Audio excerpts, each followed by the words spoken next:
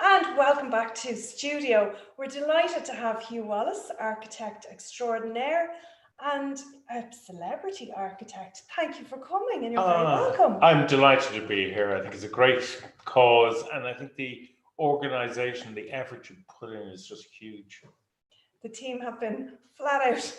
I hate to say how long they have been working here. I'm sure you have, but it's a great setup. Well done. Thank you, Hugh. How many programmes are you on now? Well, I have 2 reruns on the telly at the moment, The Great House Revival and Home of the Year, and I've just started filming those 2 plus My Bungalow Bliss, which will come out in this time next year. And Bungalow Bliss came from a book, I believe? Yeah, 1971, Jack Fitzsimons wrote the book, and it became a #1 seller for about 20 years. So every time he'd issued the new book, there were 14 varieties of it over the period of about 25 years. It'd be the bestseller. And that is why you have all those delicious bungalows dotted across the countryside. So it was a book of plans. It was a book of plans. I'd say it was like, the way the Volkswagen Beetle was the people's car. The bungalow was the people's house. And it was at a time in Ireland, which is hard to believe, but 30% of the houses down the country had no bathrooms. Really? In 1971, yeah. Because there would have been a lot of vernacular cottages and things like that. Yeah, people living, big families living in 3 and 4 rooms. Not bedrooms, now in rooms. And the bungalow arrived as a necessity. Down the country is really cheap to build. In fact, the owners could build it themselves to a great extent, because all you had to do was put up the block work, put down the foundations, and off you went. So you could kind of do a DIY build almost. Absolutely. In those days you could do that. Today, unfortunately, you can't do that. It's so complicated. And getting more complicated Absolutely, all the time. Yeah.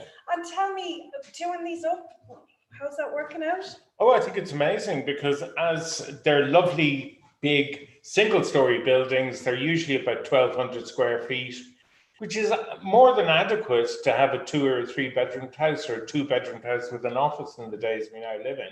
So it's about rearranging the bungalows. The bungalows always had the good room facing the road, and the bungalow was always parallel to the road, because that's what the planning officer wanted. So the orientation didn't come into it? No, well, the orientation didn't come in at all, and you had to have the tarmac going right around to the back, so that you could get the groceries and the children in the back door, because nobody used the front door. So there's little idiosyncratic things about bungalows which I just love. But as a foundation for a home, they're great. And in the day when we should be upcycling and recycling, they're perfect for that. And would they be more expensive or less expensive than a new build? Less, because as I said, all the block work is there. You're rearranging the inside. An awful lot of the times the roof is in good nick, so you don't have to replace it.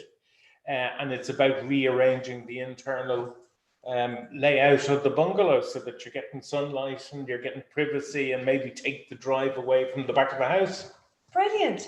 Okay, Hugh is here, as you know, for 40 minutes. So don't forget to text in, WhatsApp, Instagram, all your live questions, and we'll ask them throughout the morning.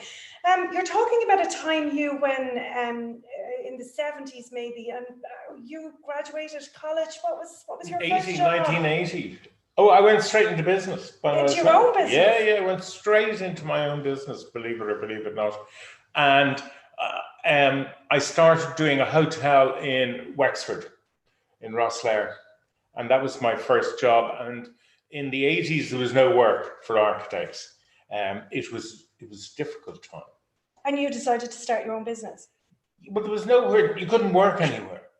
So I just started my own business. We were lucky enough to start, as I said, with a hotel. Then we got into interior design. Nobody'd ever heard of that. And so we did all of Dunn Stores, Brown Thomas, all the big retailers at that time, all the banks. And if you like, we had the market to ourselves, and it was fabulous. And it was about brands and brand values. And most architects didn't know how to talk about or understand what a brand value was. So that gave us the edge at the time. And today that's even still the case, that brands and brand values are now going to become even more important in terms of e-commerce, but also I believe that the whole idea of shopping is going to change, and that's very exciting. So you're now going to have smaller shops, much more bespoke. Things will be a bit more expensive, but they'll last longer. But those shops will have international reach because they're on the web and the net. So I think it's quite exciting, but there are big changes coming. So which leads us to loads of new designs and Yes. new ways of thinking and everything. Yeah. And to take you back to one of the TV programs, which is something you ask people all the time, what's your red spot in your house? My red spot is in the kitchen because I love to cook. So my therapy on a stressful day is to prep vegetables. Nothing I like better than a good sort of half hour of chopping vegetables, cleaning and preparing before you cook.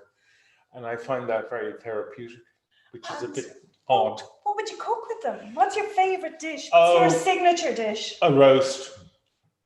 I love a good roast. Or I now have a barbecue outside the back door, and that's fabulous. I love cooking on the barbecue in the middle of the winter. It doesn't matter. Get your food out there, close the lid, go out, turn it, and you have this amazing food. Like everything tastes, vegetables, everything tastes so much better when it's off the barbecue. And does your partner cook or only you? Martin can do toast, baked beans, and he has an automatic egg steamer. So he can put 3 eggs into the automatic egg steamer and do them hard or soft. So that's his full array. And of course, a hang sandwich. Oh yes, when you have to have the hang sandwich with mustard. Absolutely. Yep, that's vital. And if you were entertaining at home, what way would you do it? Would it be a barbecue? Would it be, more formal? What's your favorite way to entertain? No, I just think people come in, enjoy themselves, chill out. So, that it's. I like the idea of an interesting starter, a main course, dessert maybe, maybe not, and it's a wonderful evening, And then, in fact, friends come around. We usually play cards then afterwards. So we play Queens, which is a vicious game, and that's great fun. People liable to fall out. Oh yeah, and then we play poker for 20-cent openers. So like it's big pots. You might get maybe £3 or £4 in the pot, and then there's violence over who did or didn't win that evening. And I'd say you get up to a bit of mischief sometimes.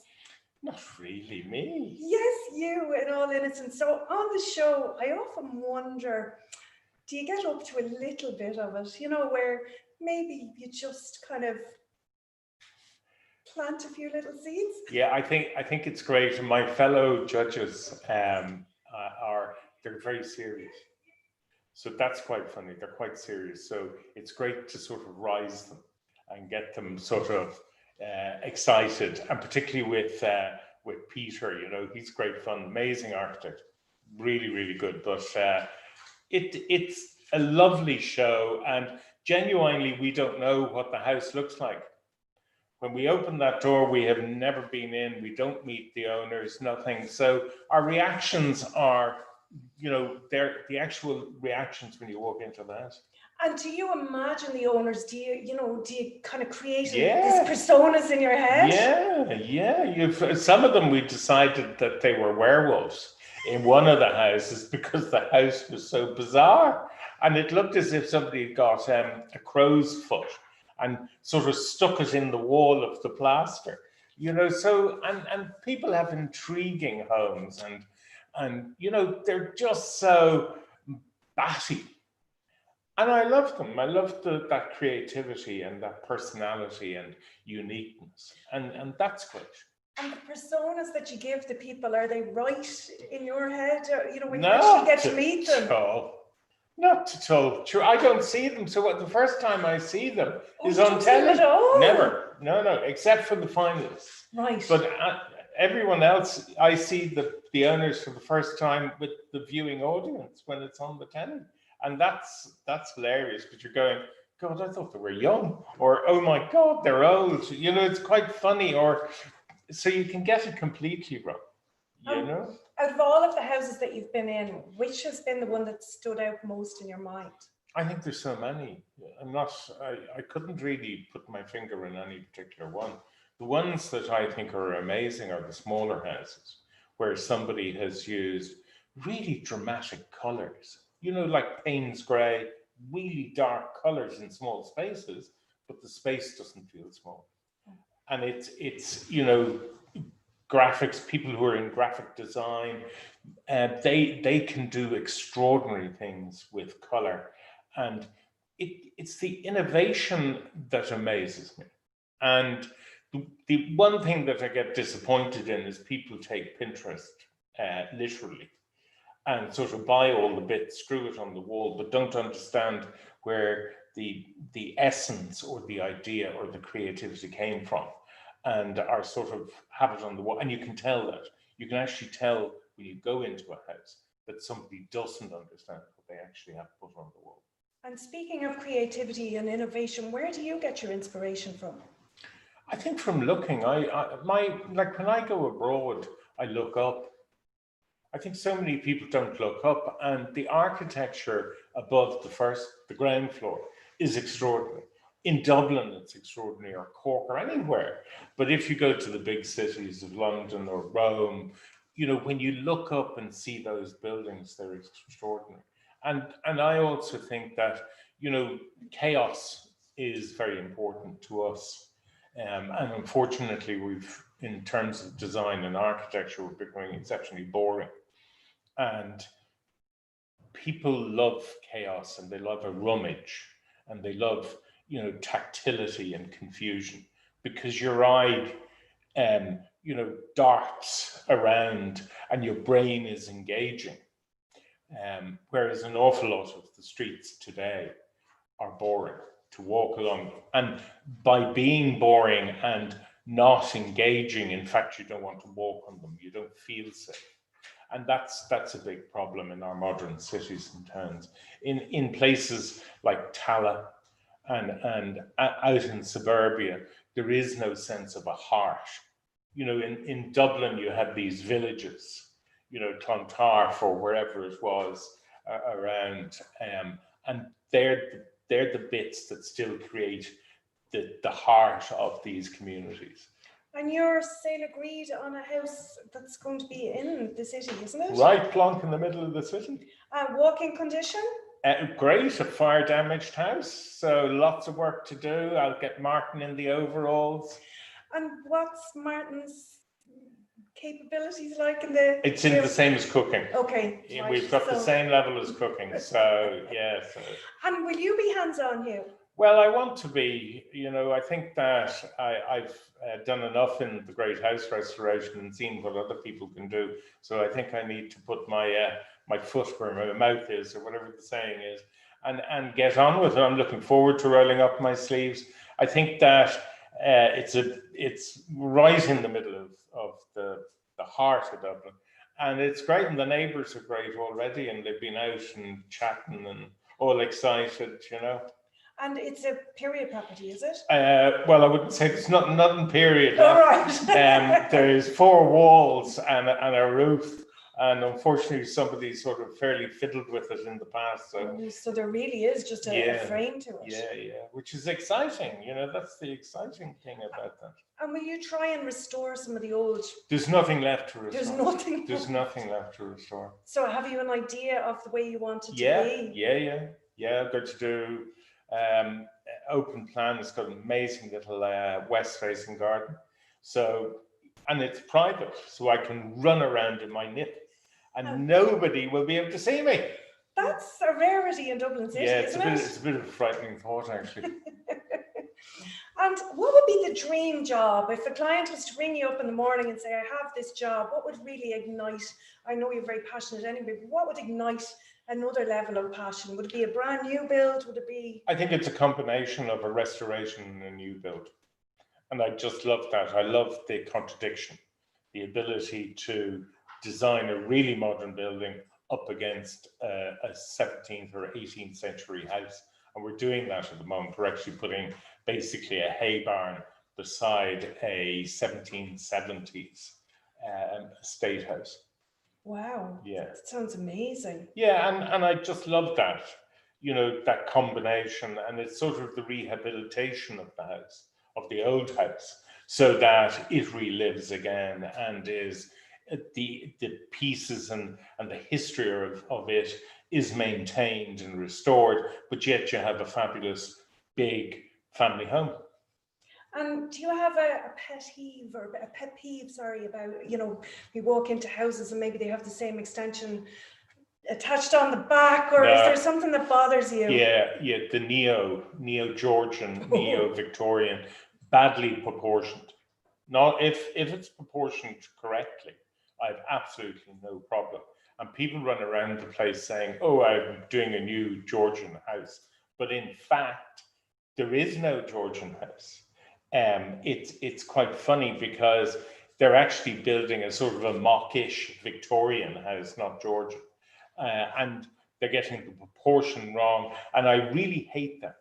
I think it's appalling that they're now appearing instead of the bungalows, these massive two-story, let's pretend, homes. And for the other ones, the kind of say homes that were maybe built in the bungalows, but just after that, so maybe the 90s, like, is there ways that people can introduce light or make them better? Oh yes, yeah. You can very much, like, it's very, there's 500,000 one-off houses in Ireland. The vast majority of those are bungalows. So there's a huge number of bungalows which all need a bit of rehabilitation and love. And as I said, an awful lot of that is about rearranging the inside of the home and orientating the house so it's facing the sun, grabbing the sunlight, because we need to do that in Ireland. We have an awful deficit of sunlight, and this year has shown that between really March, April, and May, you could have an extra room outside, which is just wonderful. And if you were to, I have a question in there about an old house that needs plastering on the wall and dry lining. So the client has an old house, they want to make it insulated. How does that affect the breathability of the building? Well, old buildings today, because of modern technology and modern building methods and different building methods, you can now have walls breathable again. So in an awful lot of the old houses, the concrete needs to be removed. You can insulate the outside of the home. You put in breathable membrane, so the house can work again as it was originally designed. And in a lot of cases, then you don't need to put in horizontal weatherproofing in the building, because the building will just dry itself out naturally. And old buildings always breathed. Like lime is a breathing, correct, wood, all those beautiful things. And then for a while, maybe in the 90s and... Oh no, it was from the 50s, concrete, everything. Yeah, we kind of really destroyed it. We did, and caused damp. But you can stop that happening. Yeah, you can. And it's amazing, lime buildings just dry out. Brilliant. Okay, so we have a question in from Joanne in County Kildare, and she has a home office. So our house is open plan. 2 of us are working from home. Oh. I could say that's a common one at this stage. And as well as tripping over each other, the place is starting to look like a tip. What can we do to carve out space? Movable walls or the potting shed. So if the house is big enough, you really need to build a new wall within the space, or try, what you could do in a lot of cases is you could actually have a fold-up bed if you have a spare room, so the bed goes up against the wall, and if you like, that's the office space. The problem with 2 people being at home is the good old Zoom calls at the same time, because God, you can end up in very odd places for Zoom calls. Yeah, absolutely. I've seen one where they were in the toilet because it was the only place in the house that was private. So they were sitting in the toilet. Thankfully, they have very nice wallpaper. So it didn't feel like it. No. Here's a lovely question from Sarah in Dublin 4. Do people still ask architects to design a good room? No, the good room's gone. And because I think the way we live, it's very interesting. So the cellular idea of having, a kitchen, a separate dining room and a living room, that's gone. And people are much more about open plan. But in having an open plan and kids and everything else, you do need to create a space that you can close off, that you can watch the football match or the rugby match or whatever it is, or the kids can go in there and they can watch whatever they want to watch, but it doesn't sort of interrupt the activity or conversation in the entire house. And I think that's can be difficult to achieve, but it's very important, particularly in this day and age. Absolutely, and it's a balancing act, I suppose, to carve out that little space that you don't have to go into your bathroom for the Zoom call. No. Here's another lovely question. Is taking an older home a lifelong financial commitment? Yes. In most cases it is. But I think that in taking on an old home, you're taking on history, a social history. You're, funny enough, you're taking on the people who lived there. You're taking all of that on, and you can find out so much about the people who lived in the house. It's quite fascinating. Who was murdered, or who they murdered, or what side they were on during the 1798 revolution, but there's fascinating stuff there. But in taking on an old home, I think that there's also that balance between restoring it to perfection and restoring it respecting the past. So it's okay to have the chip out of the door. I think that's very important, that it doesn't have to be perfect, and using matte paints can cover up an awful lot of blemishes, rather than, people don't use gloss paint in an old house, only use matte, because then the dints will disappear. And then there's amazing stuff today, there's the plasterwork, the layers of paint that have been put on year after year, and you just put on these, they're sort of like poultices, and you put them on and you leave them there for 24 hours, you pull that off, and then you get out and all the paint will come off, and all of a sudden you get back to these amazing cornices and cornice details, and it's all there and it's all hidden. So the answer is, it is a bit of a lifetime, but the result and the what you've done is quite amazing. The achievement is quite amazing. And also, from my point of view, I think that an awful lot of the time on great house restoration, people are leaving legacies. So buildings that would have disappeared into the ground are now legacies. They'll be there in 200 and 300 years' time. So they're preserving them, aren't they, for the next generations going on? Well, not only preserving them, they're bringing them back to life. Buildings like people, buildings like the window open and the heat on, and buildings are forgiving as well. A lot of the time they'll allow you to put in a hole where you need to put in a new opening or something like that. So if you work with the building and you're a bit flexible, because when you go into an old building, things will turn up and you'll go, oh, I'd like to show that, or you'll find there was no door opening, or whatever it was, but you need to be a bit flexible when you're doing a restoration. Okay, so you can't go in with the stringent idea of, I want to do this and I'm going to have that and I'm going to poke a hole through this wall that's 2 foot wide or 600 wide or whatever. It's not going to, you have to kind of move with it and almost let it dictate some of the journey. Correct. Okay, here's another question. Now, this is a difficult question. How much of a contingency fund do I need? I never know how to answer that. I do know that in new builds it's much easier, because if you like, you can set out exactly what you're doing and itemize it and everything else. On an old build, it's much more difficult, and you really have got to stay on top of your budget all the time.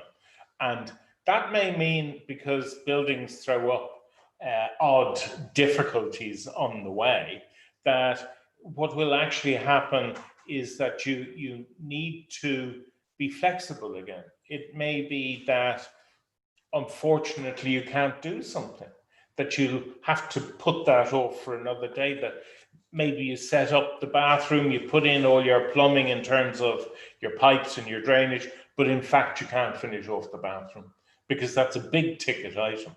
And if you're having 2 bathrooms, maybe all you can afford is 1. So again, it's kind of taking that journey and letting the building bring you on it. Correct. And it is a movable feast. But always have a budget. And you do need a bit of a contingency, is the reality. And when you're working in your architect's firm, do clients like to tell you what the budget is? Yeah, and I think that's great. But they will. You don't have trouble getting it out. No. Because if you don't know what the budget is, you can't start designing. Correct. Yeah. So you must know what the budget is, and they'll always tell you less. So the first thing you have to sort of eke out is it more? Is there another 20 grand? Is there another 10 grand? And so Jaren Cork wants to know what draws you to older buildings? I think that there's a pleasure in an older building, that there's history, there's stories. And I think an older building lends itself to that contradiction of old and new, that you can have a new, really modern interior, but externally it's still old. And there may be sort of the staircase or a couple of doors, and you say, that's what I'm going to keep. But you're keeping some of that little essence that is the building. And you have patina in it as well. And actually there's the bell, I don't know if you can hear it, but that's the old clock tower here in Griffith, which is a beautiful building that has a new life in it as well. Yeah. Are flat roofs still a nightmare? Will they leak? No, they're all changed. So there are new materials that they're as good as a pitched roof. There is an issue if you live in an area with lots of trees. So make sure you're able to access the roof to clear the blockages from leaves off the gutters. That's the only thing. And wouldn't it be true to say that's true of every building, in the sense I've seen a lot of beautiful period properties that have serious damp ingression just because the hopper head got full and somebody didn't get up and clean it out. Correct. So that's a note to everybody, really, isn't it? It is, yeah, it's a note to everybody, because, in Ireland there are trees all over the place, the leaves fall off and they get stuffed down the gutters. Here's another one in now from Liz. Flooring choices, what's your favourite? Timber. I like engineered timber boards, real timber if you can, but that's much more difficult if you've got underfloor heating. And at the moment, like, some of the tiles that look like timber are amazing. You do not know the difference. If you've got underfloor heating, they're perfect. And grout line's nice and narrow. That's it, tight. Yep, job done. It looks like the real thing. Absolutely, yeah. And it's very durable as well. It is, yeah. And then you can put the rugs on and a bit of softness, and But it is amazing. As I said, materials are changing all the time. They're getting better and better. See this here? You can get a tile that size. Yes, yeah. Now you must be putting that in at the start, though, wouldn't you? Yeah, but I'm just saying, it's just amazing when you think about it. There'll be tiles that are 2 meters by 2 meters. There's one in our office at the moment, and I just can't get over the sheer scale of it. And then you would have to design around that, wouldn't you? So that it goes in at a particular time. Correct. And that your sizes and your height. So that's why an architect is really important. Or an interior designer. Hey! Yay! Okay, here's another question in. Can you mix old with new? Really? Question mark, exclamation mark. Yeah, you can, really well. Really well. And for me, that's what works best, is getting a really uber modern kitchen or dining area within an old house, or as an extension to it. And I like the idea that it's not sort of a pastiche that you're adding on, that it's not sort of pretending it is Georgian, but you're recognizing, if you like, the old house and adding on something really modern. And putting a bit of personality in the juxtaposition. Absolutely. And you can do that in a modern home. You can do that today in a modern home. And so bring in the reverse then. So in your brand new modern home, you could bring in some period pieces? Absolutely. And that works really well. People are quite funny. So you can bring in some of that yummy old furniture your granny gave you. And redo it or keep it as No, is? I like some of it. If you've got, at the moment, there's amazing value in mahogany because nobody wants mahogany. And it's just such a beautiful timber and material. A lot of it came in the late 1880s into Ireland from Cuba, and it's stunning. Auction houses? Yeah, off to the auction houses, brilliant pieces. You can be lucky, and whatever you do, don't buy a piece on the first day that you're at the auction house because you'll be done. So you have to go at least 3 or 4 times to understand how an auction house works. When is the right time to bid? Otherwise, you bid at the wrong moment, and everybody go, that's not a real bid. They bid higher. So there's a whole art in bidding. So what is the art in bidding? You have to choose your moment as to when you're going to bid. Okay, so 300 Never bid once, 300 twice. Do I wait that far? No. You need to sit on the side of the room so you can take full advantage of who's bidding, and then you need to decide, what level are they coming in or are they going out. So there's a whole little art in it, and it's quite intriguing, I'd hate to play poker with you. Well, you'd hate to play poker with Martin because he always wins. I hear Martin sometimes gets dragged into little shops all around the country. Oh yeah, he hates that. So what would that be, like a kind of a bric-a-brac kind of? Yeah. When you're driving around, there's amazing sort of antique shops and bric-a-brac shops. So I stop and I get out and eat them out.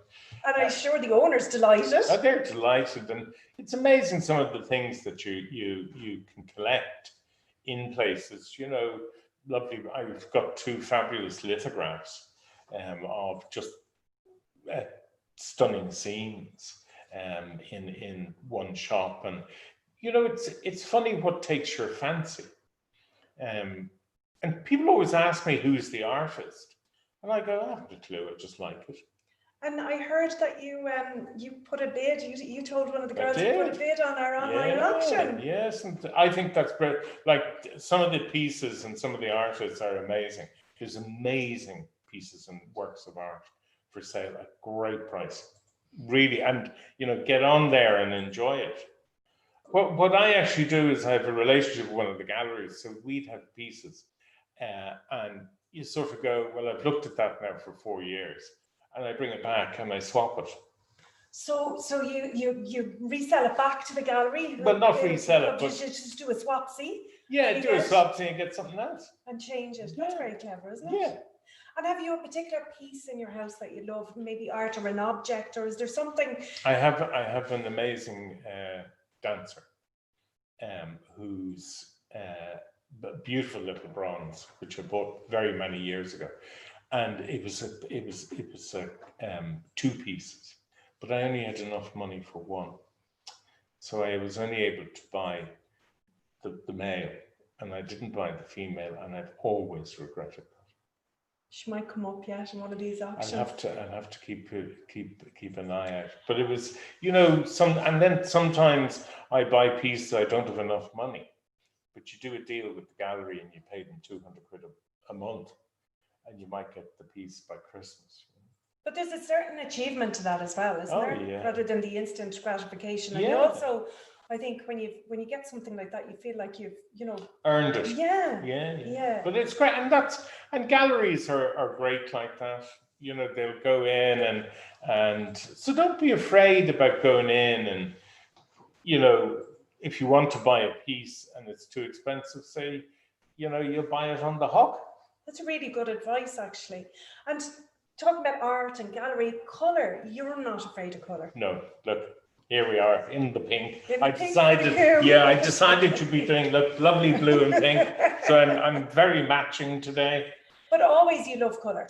Yeah, I think colour is very important because I think you can be quite mute in your backgrounds and tones. And if you like, it's your cushions, your accessories, your